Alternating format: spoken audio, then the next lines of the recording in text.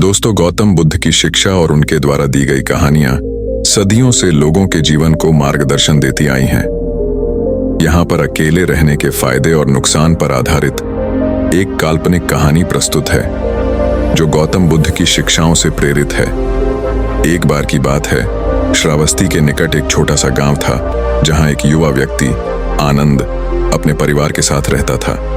आनंद स्वभाव से बहुत विचारशील और संवेदनशील था।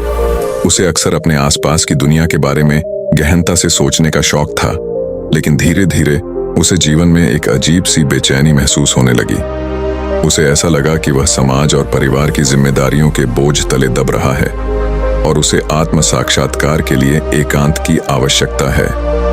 आनंद ने अपने परिवार से विदा ली और जंगल में एकांतवास के लिए निकल पड़ा। जंगल में एक छोटी सी कुटिया बनाकर उसने साधना प्रारंभ की। शुरू में उसे अकेलापन बहुत अच्छा लगा। उसे शांति और सुकून महसूस हुआ। उसने ध्यान और योगाभ्यास में अपना समय बिताना शुरू किया। आनंद स्वभाव से बहुत विचारशील और संवेदनशील था। उसे अक्सर अपने आसपास की दुनिया के बारे में गहनता से सोचने का शौक था, लेकिन धीरे धीरे उसे जीवन में एक अजीब सी बेचैनी महसूस होने लगी। उसे ऐसा लगा कि वह समाज और परिवार की जिम्मेदारियों के बोझ तले दब रहा है था और उसे आत्म साक्षात्कार के लिए एकांत की आवश्यकता है। एक दिन आनंद के पास जंगल में एक बुजुर्ग व्यक्ति आया। फिर आनंद ने अपने मन की बात साझा की। उस बुजुर्ग ने बुद्ध की शिक्षाओं का स्मरण करते हुए उसे कुछ उपदेश दिए। आत्म साक्षात्कार, प्रिय आनंद, एकांतवास तुम्हें अपने भीतर झांकने का अवसर देता है। जब तुम समाज और बाहरी दुनिया से दूर होते हो, तब तुम्हें स्वयं के बारे में जानने और अपनी आंतरिक शक्तियों को पहचानने का समय मिलता है। एकांत तुम्हें आत्म साक्षात्कार की दिशा में अग्रसर करता है।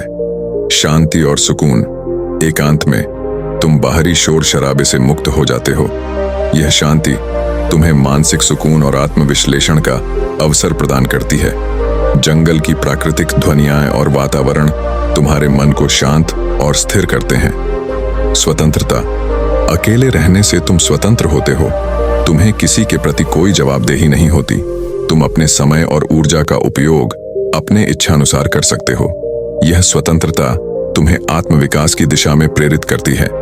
ध्यान और साधना, एकांतवास तुम्हें ध्यान और साधना के लिए उचित वातावरण प्रदान करता है। ध्यान और साधना के माध्यम से तुम अपनी आंतरिक शांति और संतुलन को प्राप्त कर सकते हो। यह तुम्हारे मानसिक और आत्मिक विकास के लिए अत्यंत महत्वपूर्ण है। स्वस्थ जीवन शैली, प्रकृति के निकट रहने से तुम्हारी शारीरिक और मानसिक सेहत में सुधार होता है। शुद्ध हवा, स्वच्छ जल और प्राकृतिक भोजन से तुम्हारा स्वास्थ्य बेहतर होता है।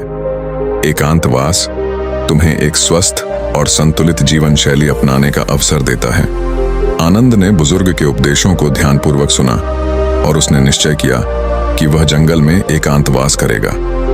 उसने अपने परिवार से विदा ली और जंगल में एक छोटी सी कुटिया बनाकर साधना प्रारंभ की।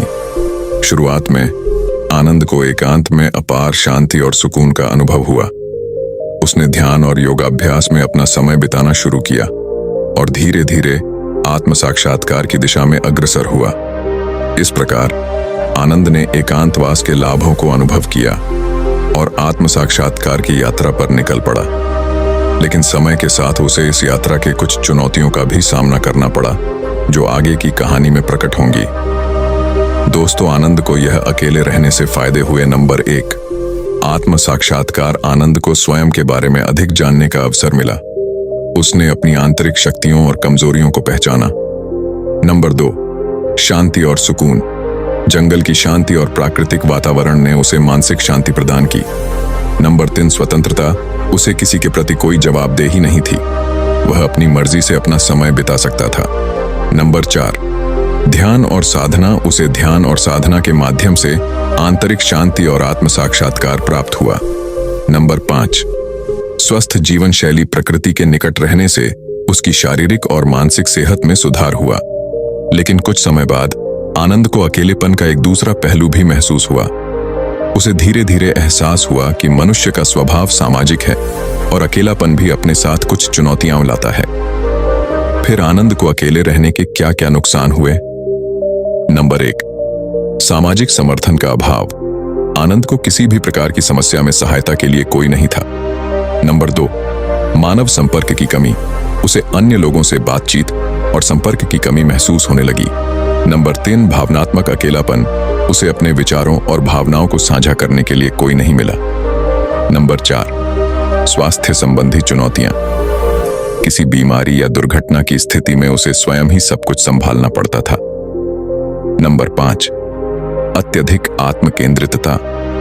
एकांतवास ने उसे अत्यधिक आत्मकेंद्रित बना दिया, जिससे उसकी सोच और दृष्टिकोण संकुचित होने लगे।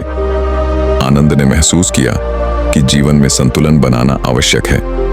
अकेलापन और सामाजिक जीवन दोनों ही महत्वपूर्ण हैं और दोनों की अपनी अपनी जगह है। उसने निश्चय किया कि वह फिर से गांव लौटेगा और अपने अनुभवों को अन्य लोगों के साथ साझा करेगा। उसने यह भी सोचा कि वह दूसरों को आत्म साक्षात्कार और ध्यान की विधियां सिखाएगा, ताकि वे भी अपने जीवन में संतुलन बना सकें। जब आनंद गांव लौटा तो उसने देखा कि उसके परिवार और गांव के लोग उसे देखकर बहुत खुश हुए। उसने अपने अनुभवों और शिक्षा को लोगों के साथ साझा किया।